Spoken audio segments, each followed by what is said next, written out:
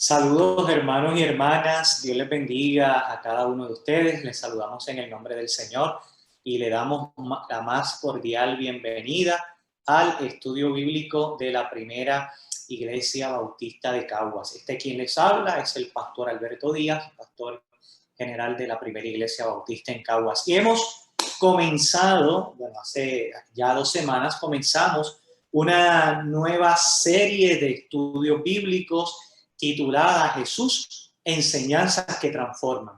Y en particular estamos considerando las bienaventuranzas. Las bienaventuranzas forman parte de ese sermón del monte, un sermón muy conocido en los evangelios, el cual lo hallamos específicamente, ¿verdad? Las bienaventuranzas las hallamos en Mateo y las hallamos también en Lucas. Pero antes de continuar, queremos dar la bienvenida y dar estos primeros 2 minutos para saludar a todos los hermanos y hermanas que semana tras semana se conectan en nuestro estudio bíblico. Le damos a ustedes la más cordial bienvenida. También saludamos a todos los hermanos que están fuera de Puerto Rico, hermanos de la primera Iglesia Bautista de Caguas y también de otras congregaciones que se unen para estudiar y recibir la enseñanza de la palabra del Señor. A todos ustedes también le damos la más cordial bienvenida. Y antes de continuar, también queremos compartir algunos anuncios generales de la congregación con cada uno de ustedes. En primer lugar, recordarle nuestra programación semanal. Domingo tenemos el culto de adoración a las 10 de la mañana.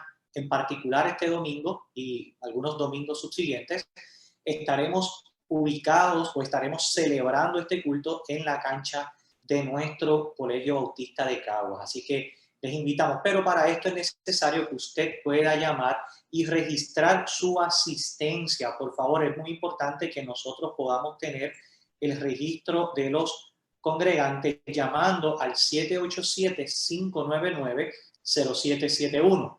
787-599-0771 y ahí se va a contactar con la hermana Elba Cartagena y Elba con mucho gusto le va a registrar para el culto del domingo. Para el culto del domingo, ¿qué es necesario? Bueno, lo primero que necesitamos es la disposición de, como hijos e hijas del Señor, adorar al Señor en espíritu y en verdad, porque tales adoradores, decía Jesús, busca que le adoren, ¿verdad? Él desea que le adoren. Lo segundo es que estamos exhortando a los hermanos y hermanas que al llegar a la cancha el próximo domingo, usted lo pueda hacer cómodo, es decir, váyase ¿verdad? Cómodo en el sentido con, sabemos que vamos a estar en una cancha y en tercer lugar, lleve su silla, por favor. Estamos solicitando encarecidamente a cada uno de los asistentes que puedan llegar al culto con su silla para así hacer más fácil el proceso de acomodo y el proceso al momento de cerrar, de llevarnos lo que es, son equipos y demás. Cada cual se llevó su silla y adelantamos ese espacio. En este proceso de la cancha estaremos llevando a cabo también, por supuesto, todo el protocolo de COVID, toma de temperatura, de desinfección de manos, de cernimiento que hacemos, ¿verdad? En términos del cuestionario y demás. Así que todo ese protocolo se va a estar llevando a cabo este próximo domingo también y, por supuesto, estaremos sentados en núcleos familiares a 6 pies de distancia. Así que les esperamos. El lunes, les recordamos que los lunes la iglesia se reúne en círculos de oración, en ese espacio de oración, de intercesión, de búsqueda de la presencia del Señor. Y el martes tenemos este estudio bíblico a las 7:30 de la noche y miércoles, jueves y viernes tenemos Adorando en Toque de Queda, un espacio de adoración a las 9 de la noche y el sábado la clase bíblica para la niña. Así que esa es toda la programación que tenemos, tanto programación presencial como virtual. Y siempre estamos haciendo nuestra exhortación a cada uno de los hermanos, de las hermanas, de los congregantes, a cuidarse, a protegerse, a cuidarse a sí mismo y a otros y a otras en este tiempo donde sabemos que en nuestro país se ha visto un alza significativa en los casos de COVID. Ejerzamos la prudencia, ejerzamos ese cuidado personal y hacia otros y otras también. Bien, hemos estado estudiando, como les había indicado, las bienaventuranzas y hoy vamos a dar continuidad a dicho texto. Este texto lo hallamos en Mateo, en Evangelio según San Mateo, el capítulo 5. Y específicamente vamos a estar considerando los versos del 7 en adelante, ¿verdad? Donde aproximadamente, más o menos en ese verso nos quedamos el pasado estudio bíblico. Así que vamos a hacer un breve repaso, pero antes vamos a orar. Amado Dios y Señor de la vida, te damos las gracias por el tiempo, la oportunidad que nos das de compartir este estudio bíblico con nuestros hermanos y hermanas, que la experiencia de hoy sea de bendición, de fortaleza, de ánimo y de crecimiento a cada una de sus vidas. Nos ponemos en tus manos para compartir tu palabra y que la experiencia sea de bendición en Cristo Jesús. Amén. Bien, compartíamos el pasado martes, disculpen, algunos aspectos de este estudio bíblico, ¿verdad? Y un poco aquí vemos esta imagen en el cual nos presenta el área de Capernaum, en el área norte del mar de Galilea, que Capernaum es medular en este proceso, ¿verdad? Donde se ejerció y se inicia ese ministerio público de Jesús de Nazaret. Aquí encontramos algunas ruinas de Capernaum. Voy a ir muy rápido sobre esto porque ya lo discutimos. A mano izquierda tenemos la sinagoga de Capernaum, las ruinas de la sinagoga, y a mano derecha encontramos unas ruinas de lo que se dice o de lo que se cree pudo haber sido la casa del apóstol Pedro. Bien, habíamos afirmado o recordado que bienaventurado en el griego viene de Macarios, y lo que implica o lo que busca explicar es que presenta a la persona dichosa, plena, y que la persona que es feliz. Un poco hacíamos el comentario, la persona que Dios ha declarado feliz. Y también afirmábamos que otras traducciones de este término lo hacen llegar hasta ese gozo del cielo que es compartido sobre la vida de los creyentes.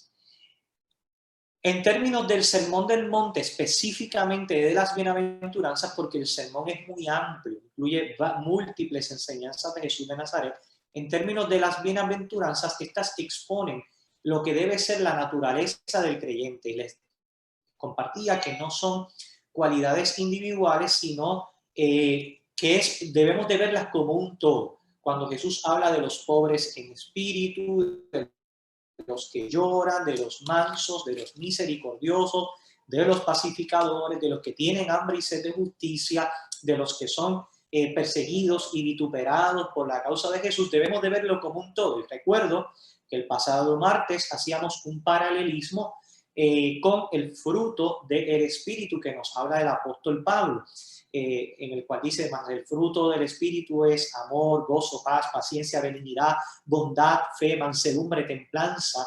Y el apóstol Pablo tampoco hace referencia al fruto del Espíritu de manera individual, sino que aquella persona que vive en el Espíritu debe de manifestar esas cualidades del Espíritu: la bondad, el amor, la fe, la mansedumbre, el amor y la templanza. De la misma manera, el creyente o la creyente que afirma ser bienaventurado o bienaventurada debe transmitir, reflejar todas estas cualidades que Jesús de Nazaret nos enseñó: ser misericordioso, ser pacificador, ser de los que tienen hambre y sed de justicia.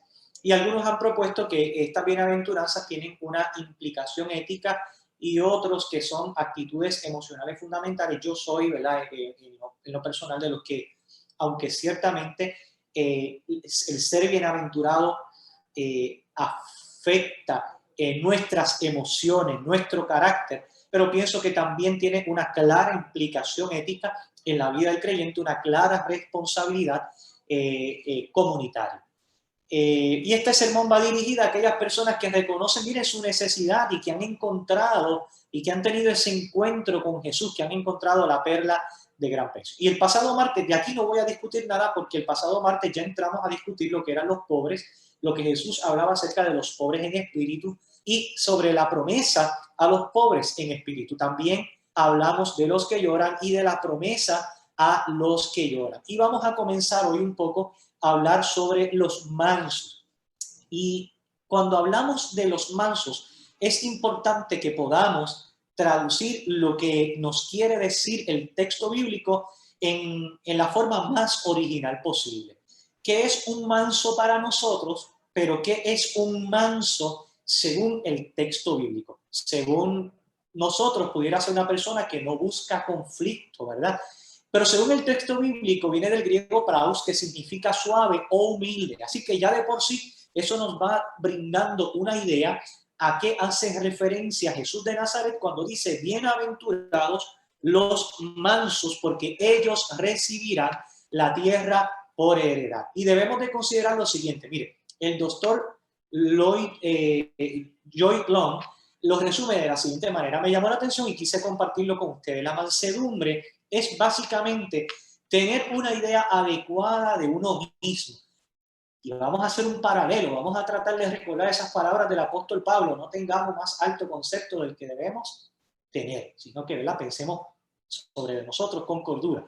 Es la actitud que debemos de tener de nosotros mismos y la conducta que tenemos también respecto a otros y a otras. El verdaderamente manso es el que vive sorprendido de lo que Dios y los hombres puedan pensar, o más bien de que es el que vive sorprendido de que Dios y los hombres puedan pensar bien de él y lo traten bien como lo tratan. Es decir, que otras personas puedan ver el testimonio de esa mansedumbre en la vida del creyente. Así que ya de por sí podemos resumir que cuando Jesús está diciendo bienaventurados los mansos, ya hay algo que podemos tener en nuestra mente, en nuestro imaginario, y nos puede hablar o nos está hablando acerca de la humildad. Ahora, esto envuelve lo gentil que es ese ser humano, lo sensible, lo paciente en todas sus relaciones con los demás. Entonces ya nos está hablando, nos está brindando unas cualidades aún más amplias. No se trata de una humildad económica o solamente de una humildad económica o una humildad material, sino que también nos está hablando de una humildad en carácter, cómo yo trato a los demás. Yo trato a los demás de manera gentil, yo trato a los demás como a mí me gusta que me traten, porque a veces nosotros como seres humanos podemos llegar a exigir respeto para nosotros. Sin embargo, nosotros damos ese respeto a otros y a otras también. Estamos dispuestos a respetar. A veces deseamos que nuestras opiniones sean respetadas, la forma en la que concebimos, vemos las cosas, pero estamos dispuestos a respetar a la opinión del otro y de la otra también. Solamente lo dejo, ¿verdad?, para su consideración y para meditar en ello. Esto también considera el ejercicio del dominio propio, sin el cual estas cualidades serían imposibles. Una persona humilde, una persona sensible, es una persona que también tiene dominio propio de sí mismo, que pues conoce y sabe responder a las situaciones no de manera impulsiva, como en ocasiones en nuestra humanidad nos lleva, hermanos y hermanas, que a lo mejor usted se ha visto en esa situación igual que yo, que nuestra humanidad nos ha llevado a momentos de impulsividad. Usted sabe que Jesús nos está recordando esto. La persona mansa conoce, es manso en carácter, es sensible con los demás también. No significa que la persona no tenga criterio propio, no significa que la persona no tenga una visión de mundo, una visión teológica particular y personal. Significa que a pesar de la visión teológica, que a pesar de la visión del mundo, visión política que yo pueda tener, yo sé que alrededor mío hay gente que puede pensar diferente a mí y que merecen el mismo respeto que se me debe a mí como ser humano, que se nos debe a nosotros también como seres humanos. Así que para eso es importante que ejerzamos el dominio propio, para que nosotros podamos respetar y reconocer y validar la imagen de Dios en otros y en otras también. Ahora, la promesa. Nos dice la palabra que la promesa será que recibirán la tierra por heredad. La condición por la cual tomamos posesión de nuestra herencia espiritual en Cristo no es por fuerza, sino por mansedumbre. Mire, el ser humano, la humanidad, la historia está llena, está marcada y lamentablemente la historia de la iglesia está marcada de manera terrible por tomar posesión de sus ideales, de su herencia, entre comillas, de su voluntad a la fuerza. ¿Cómo lo ha hecho el ser humano? El ser humano lo ha hecho a fuerza de la guerra, ¿sí? De la guerra clara entre países o de la guerra civil, lo ha hecho también claro a través de las guerras económicas, lo ha hecho también claro acerca del dominio de los bienes de unos pocos sobre muchos otros. Así que hay cosas que el ser humano ha hecho por la fuerza. Por la fuerza también se han cometido atrocidades. Por las mayorías también se han cometido atrocidades sobre la vida de otros y de otras. Sin embargo, Jesús dice, aquellos que son mansos, aquellos que son humildes, aquellos que reconocen y validan, ¿verdad? Esa presencia de Dios que afecta directamente su carácter, que reconocen que tienen ese criterio personal y propio, pero que también pueden respetar el del otro y de la otra, no está o no deben estar disponibles para conquistar. Y esta palabra a veces puede ser muy atractiva y en otras ocasiones muy mal utilizada. Esa palabra de conquista habla de guerra, habla de opresión, habla de dominio de unos sobre de otros. Y yo quiero compartir con ustedes que a eso no nos llamó el Señor. El Señor lo que nos llamó es a que nosotros, ¿verdad?, vamos a tener esa herencia en la medida que ejerzamos la humildad como lo fue Jesús y el dominio propio como Él lo hizo. Mire, esto nunca se expresó de manera más adecuada, la mansedumbre, como en el Salmo 37, el que Jesús parece estar citando de la bienaventuranza. No te impacientes a causa de los malignos, los mansos, dice el Salmo 37, heredarán la tierra, los benditos heredarán la tierra, espera en Jehová y guarda su camino y Él te exaltará para heredar la tierra cuando sean destruidos los pecadores. Lo verás. ¿Qué es lo que Jesús parece, verdad? Si Jesús toma esa tradición del libro de los Salmos, que es lo que parece que hizo, ¿cuál es la exhortación que Jesús nos está haciendo? Sé paciente, sé humilde, aguarda, espera, sé como Cristo, imítale en tu carácter, en la totalidad de lo que eres, respeta a otros también y a otras, y el Señor te habrá de recompensar. Hermanos y hermanas, es necesario que esperemos y aguardemos en el Señor. A veces nos afanamos, nos inquietamos o nos preocupamos de más, sencillamente porque no estamos dispuestos o dispuestas a esperar en el Señor. Y el mismo principio opera hoy. Otros pueden jactarse y ejercer su influencia de poder, pero la posesión real no está en el poder, no está en la tierra, no está en el dinero, aunque esos elementos puedan ser necesarios para la vida. Está en la obediencia al mensaje de Jesucristo. Y un poco podemos comparar esta promesa con esa promesa que hallamos en el último libro de la Biblia, el libro del Apocalipsis. Jesús, Dios, ¿verdad?, le habló a Juan de Patmos, exhortando a la iglesia acerca de esa necesidad o esa exhortación de que la iglesia fuera fiel, a pesar del costo que esa fidelidad pudiera tener. Porque al final de todo, el Señor tenía guardado para los fieles y las fieles un cielo nuevo y una tierra nueva. ¿A qué nos llama el Señor? Seamos obedientes. y aguardemos en lo que Él tenga para nosotros, sea en la vida presente o en la vida eterna en Él. Los que tienen hambre y sed de justicia, los encontramos en el verso número 6, así que ahorita al principio les dije la cita mal, me disculpa, era en el verso 5 en adelante. Los que tienen hambre y sed de justicia, porque ellos serán saciados. A quienes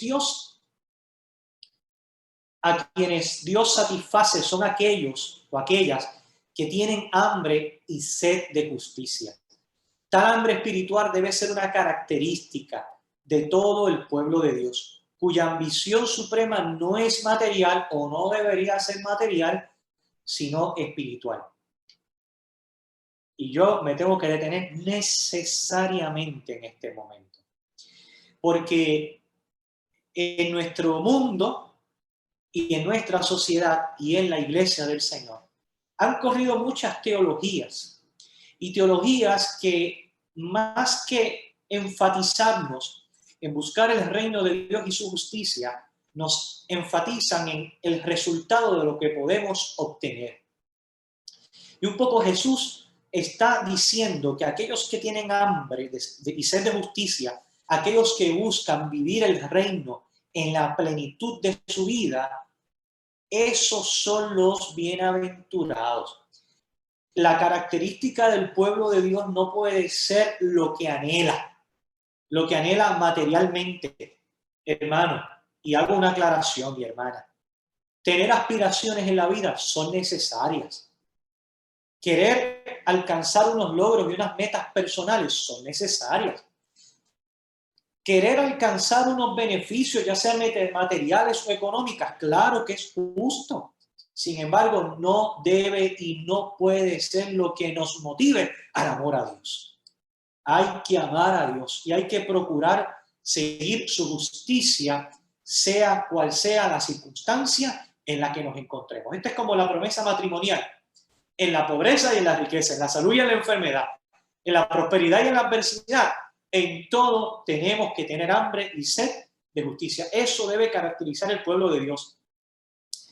Si nuestro interés como iglesia no está en la justicia, debemos de entonces, uno, reflexionar y preguntarnos verdaderamente qué somos. ¿Somos iglesia del Señor o creemos ser iglesia del Señor? La iglesia del Señor siempre deberá ser imitadora de Jesús y deberá imitar y procurar la justicia de Dios, que la justicia de Dios se haga real en la vida del ser humano. Pues eso fue lo que hizo Jesús. ¿Qué hizo con los enfermos? Procuró su sanidad, veló por las necesidades de los pobres, de los que tenían hambre, de los marginados, procuró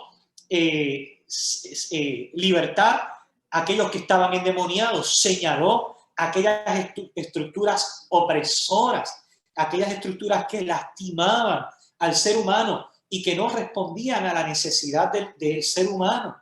Y Jesús lo hizo. Y la iglesia, como seguidora de Jesús, como cuerpo de Cristo, tiene la responsabilidad de hacer y de cumplir tal misión. Los creyentes en Jesús no deben estar absorbidos en la búsqueda de posesiones. No, hermano y hermana, y aunque es justo que usted, y es aceptable que usted tenga aspiraciones en la vida, busque primero el reino de Dios y su justicia. Tenga hambre por el quehacer de la voluntad de Dios. Esa es la responsabilidad que nos toca. El pasado domingo en el sermón, y aquellos que no lo han visto, invito a que accesen a nuestras plataformas y vayan al domingo pasado y puedan ver y escuchar el culto, y como parte del culto el sermón, nos hacíamos énfasis sobre la responsabilidad que tenemos de ser sal y luz. Y esa luz, decía Jesús, no puede estar debajo de la mesa, porque entonces no cumple su propósito. Esa luz tiene que estar en un lugar visible, donde pueda alumbrar y donde pueda brindar dirección y seguridad,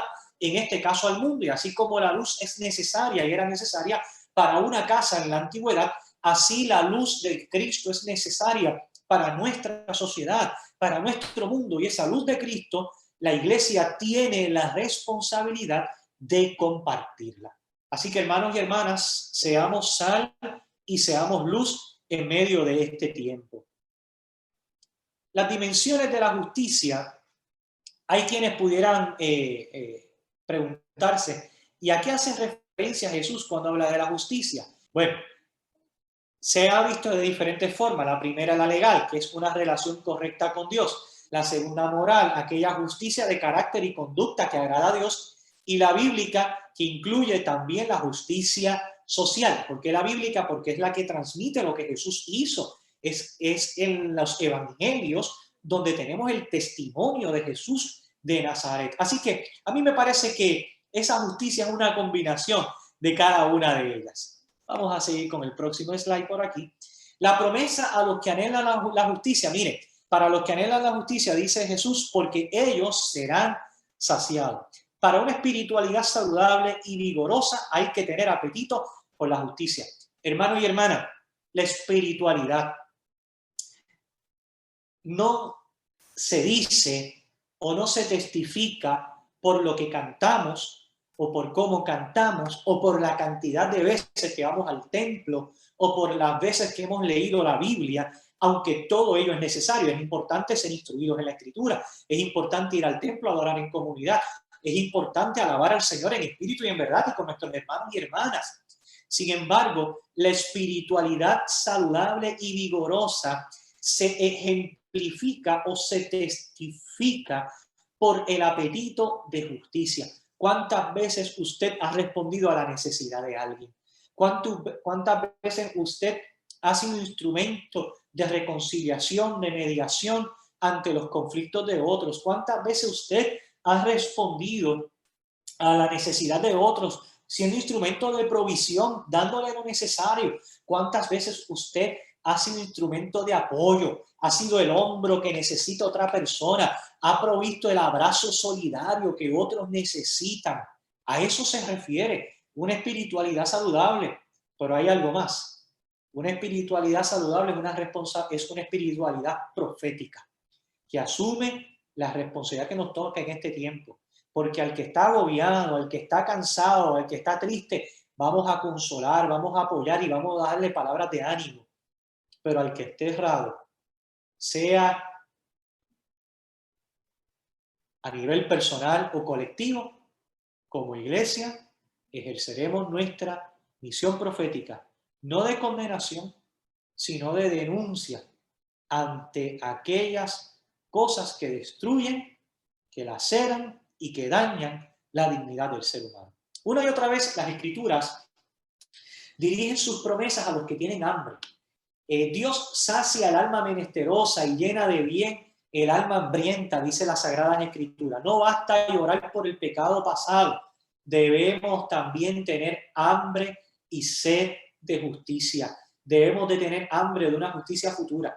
Con esto lo que estamos diciendo es que es necesario. Nosotros en nuestra tradición de iglesias, muchas iglesias bautistas, nuestra tradición, separamos un espacio domingo tras domingo para esa oración de confesión de pecados. Y yo creo que esto en ese momento es importante y es medular en el culto, porque nos pone los pies sobre la tierra.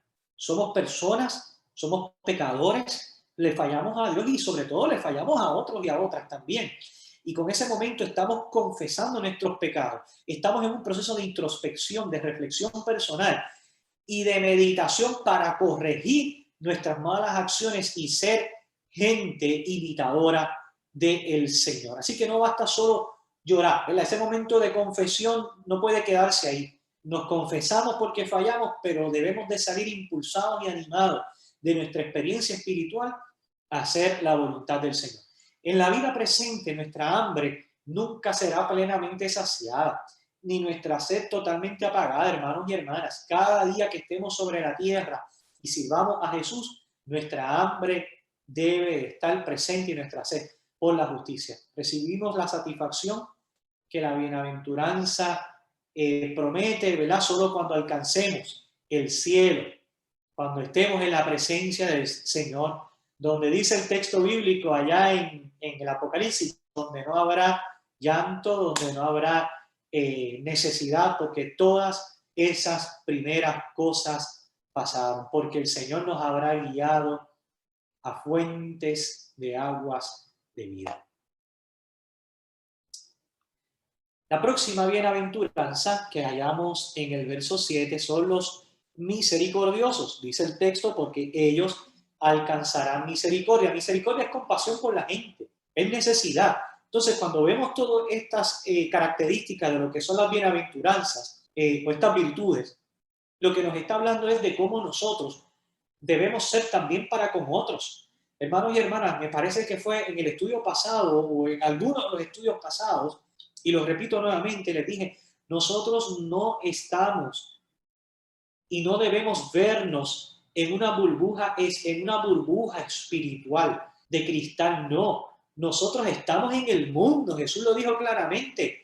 El campo de misión es el mundo. Allí nos envió el Señor y nos dijo que Él estaba ahí, que estábamos ahí en el mundo para cumplir nuestra misión profética. Por lo tanto, es en el mundo y es con la gente del mundo y es con la creación que la vamos a cumplir. Lenski distingue la gracia, eleos, que también significa misericordia, siempre tiene que ver con lo que percibimos de dolor y miseria y aflicción, todos ellos como resultado de pecado. Y distingue eleos de charis. Charis es la gracia, siempre que tiene que ver con el pecado y con la culpa misma. Así que un poco lo que cuando Jesús dice bienaventurados los misericordiosos, lo que está diciendo es bienaventurados aquellos que perciben el dolor, aquellos que perciben la miseria y perciben la aflicción en otros y en otras. Pero para poder percibir esto, hermanos y hermanas, usted tiene que tener los ojos de Cristo. Mire, compárelo como un pentagrama musical. Si en mi frente ponen un pentagrama musical, yo sé que es un pentagrama, yo sé que ahí hay notas, pero no sé cuáles son las notas específicamente, los acordes, no sé qué clave es, no sé el ritmo, porque no estoy educado para ello. Sin embargo, una persona que ha sido educada en lo musical, en el ambiente musical, al ver un pentagrama puede leerlo y puede entenderlo y de ahí puede sacar música. Hermanos y hermanas, el Señor en Jesús nos ha enseñado un pentagrama de vida para que nosotros generemos vida en otros y en otras. Quizás hay quienes no lo puedan leer, es posible, pero a nosotros que hemos tenido un encuentro con Cristo, y cuando hablo de no poder leer, no es por exclusividad, sino hablo de ese encuentro que es necesario y es medular con Cristo. Ese encuentro con Cristo nos prepara para ver cuáles son las notas de vida que Jesús ha compartido con nosotros y que nosotros tenemos que compartir con otros y con otras. ¿Cuál es su promesa? A los misericordiosos alcanzará misericordia. Veamos, Jesús dijo, si perdonan a los hombres sus ofensas, os perdonará también a vosotros vuestro Padre Celestial. Esto no se debe a que podemos merecer misericordia por misericordia o perdón por perdón, sino que no podemos recibir la misericordia y el perdón de Dios a menos que estemos arrepentidos, y no podemos pretender habernos arrepentido de nuestros pecados si no tenemos misericordia hacia los pecados de los demás. Y esto es importante, hermanos y hermanas, porque es que hay un resultado y hay una evidencia de la experiencia de la fe. Por ejemplo, nosotros sabemos, y bueno, nosotros afirmamos en nuestra tradición que la salvación es por gracia, que no es por obra. Claro está, es por gracia. Y en eso estamos muy claros. Sin embargo, también hemos afirmado que las obras son necesarias en ese proceso, en ese trabajar para Dios, en ese quehacer de la voluntad de Dios. Y yo en lo personal siempre he visto las obras como esa evidencia de esa salvación que me ha sido regalada por gracia. Dios me salvó. ¿Y cómo se evidencia la salvación? En esas obras porque entiendo, comprendo, valoro lo que la salvación significa, entonces no me puedo quedar de brazos cruzados. Jesús pudo haber venido a la tierra y no hacer los milagros que hizo, pero lo hizo. Y yo creo que Jesús es modelo para nosotros y nosotras también. De la misma manera, Hermanos y hermanas, no podemos decir que Dios nos ha perdonado y que hemos experimentado la misericordia, que aunque sí Dios lo ha hecho, pero nosotros guardar resentimiento, odio, coraje contra otros y otras también. Me parece que es necesario reflexionar, como nos invita el autor de Lamentaciones, en nuestros caminos. Reflexionar en nuestros caminos, porque a veces nos desviamos y el Señor nos llama a volver a Jehová. Nada mueve tanto al perdón como conocer que nosotros mismos hemos sido perdonados y perdonadas. Nada prueba más claramente que hemos sido perdonados y perdonadas que nuestra propia disposición a perdonar. Perdonar y ser perdonado, mostrar y recibir, y mostrar misericordia y recibirla, van juntos. ¿Y quién es nuestro mejor modelo para eso? Jesús. Cuando estando en la cruz, allí en la cruz del Calvario, le dice al Padre, Padre, perdónalos porque no saben lo que hacen. Si el Señor nos ha perdonado, ¿cuánto más nosotros debemos perdonar a los que nos ofenden? La próxima bienaventuranza son los de limpio corazón, porque ellos verán a Dios, dice el texto bíblico. Y se ha considerado la limpieza del corazón como una expresión de limpieza interior, de la calidad de aquellos que han sido limpiados de inmundicia moral, en oposición a la ceremonia. Existen buenos antecedentes bíblicos para esto, especialmente en los Salmos. Se reconocía que nadie podía subir al monte del Señor o permanecer en su lugar santo, a menos que fuera limpio de manos y puro de corazón. Y eso lo podemos recordar, ¿verdad? Uno de los salmos muy conocidos. ¿Quién subirá al monte de Jehová y quién estará en su lugar santo? El limpio de corazón, el que no ha entregado su alma a cosas vanas ni ha jurado por engaño, él recibirá bendición de Jehová y justicia del Dios de salvación. Jesús nos hace entender esto en su controversia con los fariseos. Jesús señalaba la obsesión de los fariseos, de los religiosos, por los ritos y las ceremonias religiosas, y por lo que se comía, por lo que se guardaba en ciertos días, por cómo había que limpiar las cosas y hacerlas o dejarlas de hacer. Mientras ellos exigían y hacían una ley imposible de cumplir con tantas exigencias que ni ellos mismos podían cumplir. Jesús le dice, ustedes presentan una imagen exterior, que en momentos puede ser una imagen atractiva, pero que en realidad es una imagen de muerte, de putrefacción, de podredumbre, porque Jesús les comparó a ellos como sepulcros blanqueados. Y yo creo que cada uno de nosotros podemos entender esto, porque al igual que en la antigüedad, en nuestros días hemos ido a cementerios. Y hay cementerios que son jardines hermosos, y hay cementerios que tienen tumbas hermosas en mármol, en granito, en terrazo, de todas formas y maneras. Sin embargo, lo que hay en el interior es lo mismo en todo. Hay muerte, hay contaminación, hay podredumbre.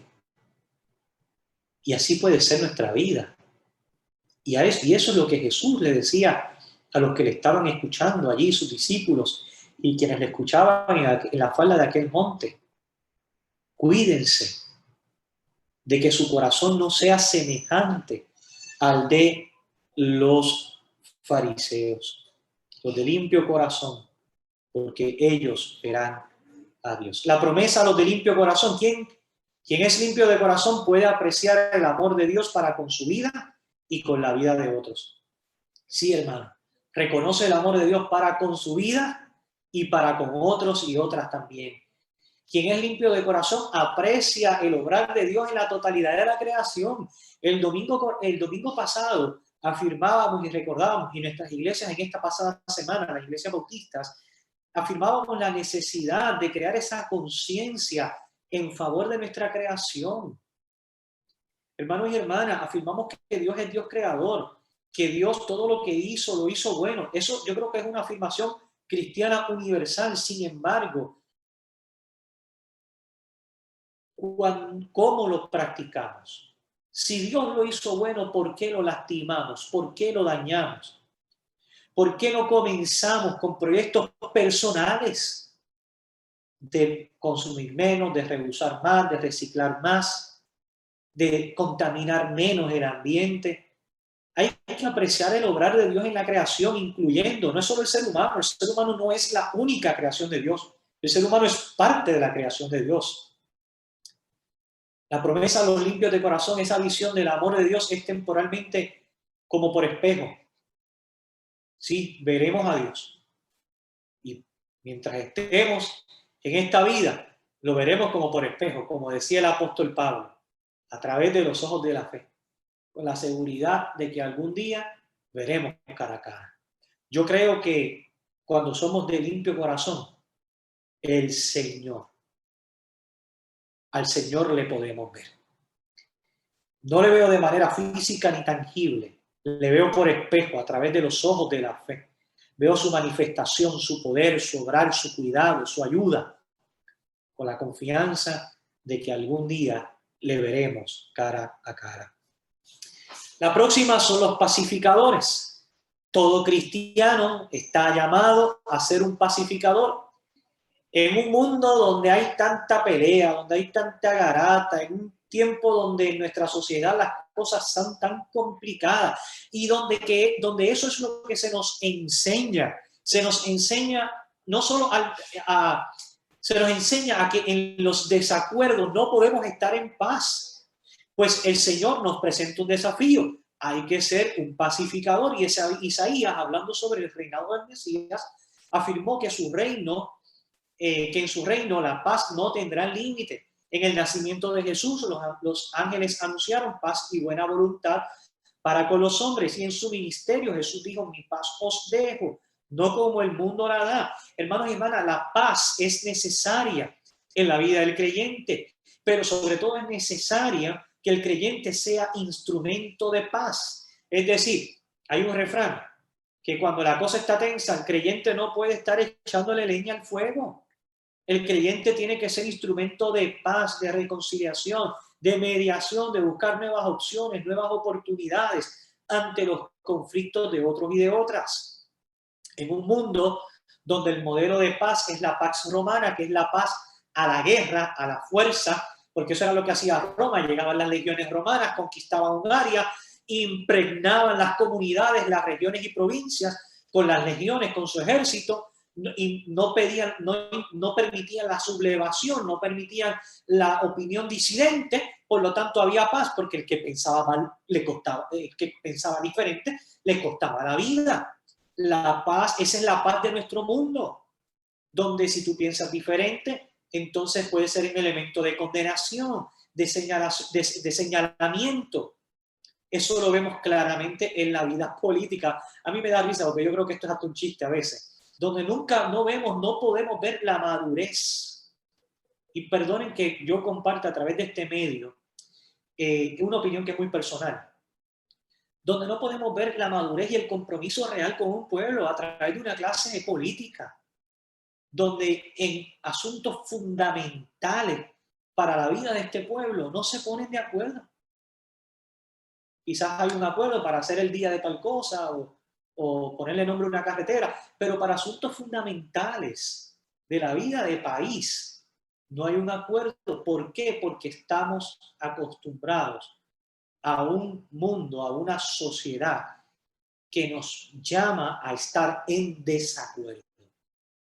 Ante esa realidad, la Iglesia tiene que ser instrumento de reconciliación, tiene que ser instrumento de paz y de mediación, sin comprometer su misión profética, pero estar dispuesta a sentarse a la mesa y a buscar los diversos ángulos de las situaciones y buscar puntos de acuerdo y de consenso donde podamos trabajar por el bien común. Quizás eso es, y ahí comparto una interpretación muy personal, ¿verdad? Es algo muy subjetivo, y así lo veo a nivel personal. Los creyentes deben de ser promotores de reconciliación y paz. ¿Cómo lo hacemos? Siguiendo la verdad en amor. Cuando usted ama a alguien, usted está comprometido con esa persona. Cuando usted ama a sus hijos, usted está comprometido con ellos. Cuando ama a su cónyuge, cuando usted ama la obra del Señor, usted está comprometido en amor también. Así que, hermanos y hermanas, tomemos nota de eso, porque hay una promesa para los pacificadores, y es que serán llamados hijos de Dios. Ser llamado hijo de Dios no es solo un estado de honor, aunque es un honor, ¿verdad?, ser hijo de Dios. Es un estado de testimonio acerca del compromiso en la tarea que nos ha sido encomendada.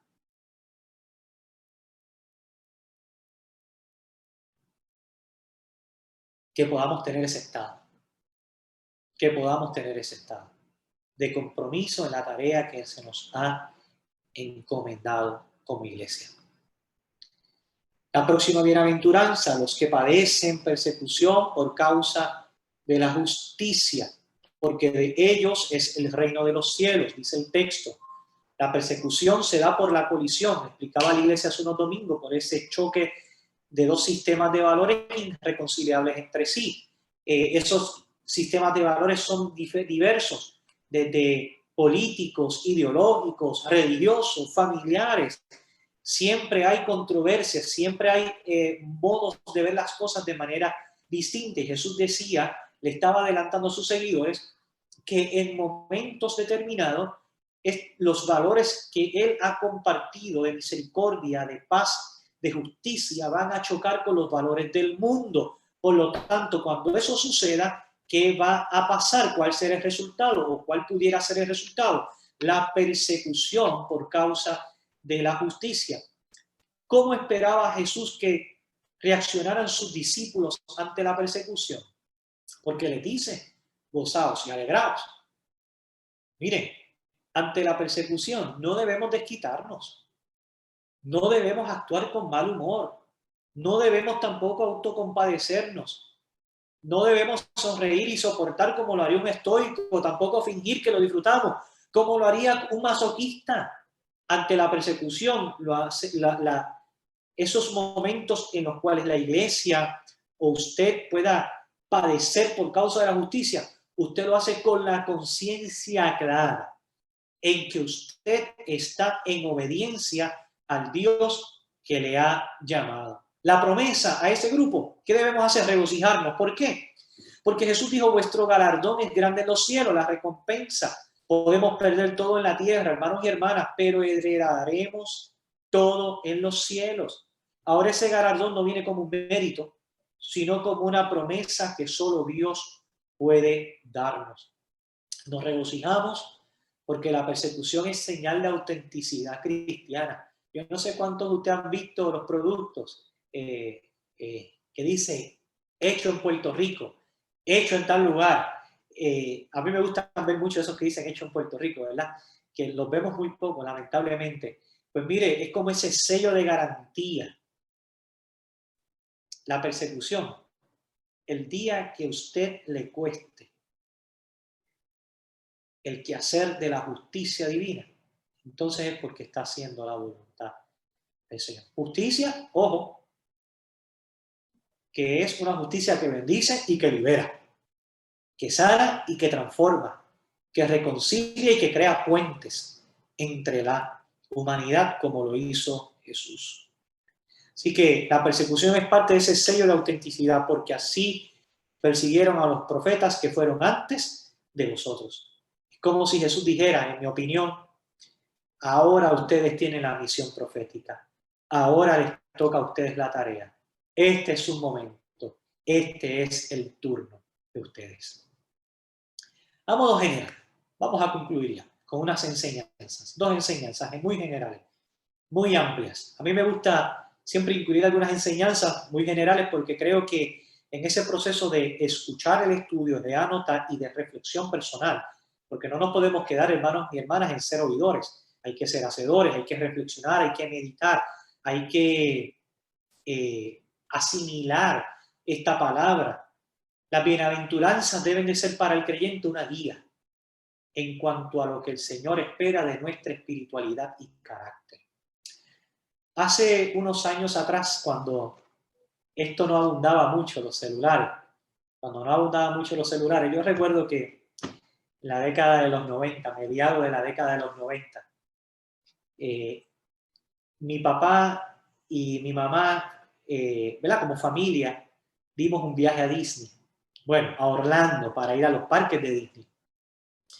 Y recuerdo que ahora si uno necesita ir a un lugar, yo lo busco aquí en el GPS y aunque en Puerto Rico no sirve mucho, que nos lleva a lugares extraños, pero usted va a Estados Unidos con un celular y llega a donde sea. Sin embargo, a mediados de los 90 no era tan sencillo y mi papá recuerdo que compró un mapa, lo mandó a buscar con anticipación al viaje para ir estudiando el mapa de todo el área de Orlando, de relacionarse con las carreteras, las salidas, desde el hotel donde íbamos a estar, a ir a los parques y demás, y a visitar a algunos familiares.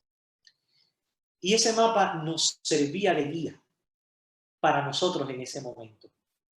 Aquellos que utilizaron algún mapa alguna vez se pueden identificar, ¿verdad? Hay una generación, mire, lo que son la generación, los centennials no saben lo que es un mapa, por lo menos de esos de papel. Los millennials, algunos de nosotros, pues nos recordamos y es posible que los hayamos llegado a utilizar, pero los millennials fuimos parte de la transición de los mapas de papel a los digitales. Pero las bienaventuranzas son una guía, son un mapa para el creyente en cuanto a lo que el Señor espera de nuestra espiritualidad y de nuestro carácter. Recuerden que ser cristiano es más que venir a la iglesia. Es necesario ir a la iglesia. De hecho, la Escritura nos exhorta a no dejarnos de congregarnos. Es más que cantar, es más que adorar, es más que una conexión virtual. Ser cristiano tiene que impactar la visión de mundo, tiene que impactar tu carácter, tiene que impactar la forma en la que tú manejas tu vida, tratas con la creación, tratas a otros y a otras también. En segundo lugar, el camino que Jesús nos ha mostrado por momentos puede estar lleno de sacrificios, hermanos y hermanas. Por supuesto que sí, no lo vamos a negar. Pero siempre estará acompañado de promesas de vida de bendición y de bendición. Es por esto que Jesús le dice, podrá llegar el momento de ser perseguido por causa de la justicia y podrá llegar el vituperio ¿verdad? Y el padecimiento, pero de ustedes es el reino de los cielos. Porque siempre el mensaje y la vida de Jesús estará acompañado de promesas de bendición. En conclusión, alguien resumió esto de la siguiente manera. No tengo el nombre del autor, así que mis excusas. Si lo tuviera, le daba la cita, ¿verdad? Lo resumió de la siguiente manera. Las bienaventuranzas pintan un retrato amplio de un discípulo cristiano. Lo vemos primero sobre sus rodillas delante de Dios, reconociendo su pobreza espiritual y llorando por ella. Esto lo hace manso o gentil en todas sus relaciones, ya que la honestidad lo compele a permitir a otros que piensen de él lo que ante Dios él mismo confiesa que es, aunque está lejos de conformarse con su pecaminosidad, porque tiene hambre y sed de justicia, ansiando crecer en la gracia y en bondad. Luego lo vemos con otros afuera, en la comunidad humana. Su relación con Dios no lo lleva a escapar de la sociedad, ni lo aísla de su dolor. Por el contrario, está en lo más reñido del mundo, mostrando misericordia a aquellos abatidos por la adversidad y el pecado. Es transparente, sincero en todas sus relaciones y busca jugar un papel constructivo como pacificador, pero no le agradecen sus esfuerzos, sino más bien se oponen a él, lo calumnian, lo insultan, lo persiguen por causa de la justicia, por lo cual permanece firme y del Cristo con el cual se identifica. Me parece que es un excelente resumen para terminar la experiencia de hoy. Hermanos y hermanas, quiero agradecer su acompañamiento en esta experiencia de estudio bíblico. Esperemos que la experiencia sea de bendición, de crecimiento y de formación para cada uno de ustedes. Finalizo antes de orar recordándole que a la primera iglesia bautista de Caguas este próximo domingo estamos en la cancha de nuestro colegio, nos estaremos reuniendo en la cancha de nuestro colegio. Es importante que usted pueda, entre otras cosas, llamar a nuestra hermana Elba Cartagena al 787-599-0771, 787-599-0771. Él va con gusto, le va a atender y le va a registrar su asistencia. Queremos llevar un registro de los asistentes. Allí se va a llevar a cabo todo el protocolo y queremos pedir e insistimos en la necesidad, hermanos y hermanas, de que usted lleve su silla. Recuerde que comenzamos, mire, a las 10 en punto 00 comenzamos nuestro culto de adoración al Señor. Entre otras cosas, les invito a orar, a acompañarnos en oración por este próximo sábado que tendremos clínica de vacunación. Invitamos a que, mire, nos acompañe. Vamos a orar por los voluntarios, vamos a orar por el personal de vacunación, vamos a orar por las personas que van a asistir a vacunarse, vamos a orar para que esa experiencia, el resultado sea una experiencia buena para todos y para todas. Y les recuerdo que el resto de la semana, miércoles, jueves y viernes, adorando el toque de queda a las 9 de la noche. El sábado, la clase bíblica de los niños y, como les dije, el domingo en la cancha. Recuerde, la primera iglesia bautista de Caguas, recuerde que siempre a través de la plataforma de WhatsApp, enviamos las comunicaciones internas de la iglesia para otros detalles. Así que le damos las gracias por su acompañamiento, por ser parte de esta experiencia de estudio bíblico. Que la gracia del Señor sea con ustedes. Oremos. Amado Dios, gracias por este tiempo, este espacio y momento en el cual hemos podido crecer a través de tu palabra, ser fortalecidos a través de la misma. Que tu presencia tu presencia en nosotros nos haga semejantes a ti, Señor, en nuestra espiritualidad, en nuestro carácter y en nuestro trato hacia otros y otras. En Cristo Jesús. Amén. Amén. Hermanos y hermanas, Dios les bendiga. Un abrazo, la paz del Señor para con cada uno de ustedes. Dios les guarde.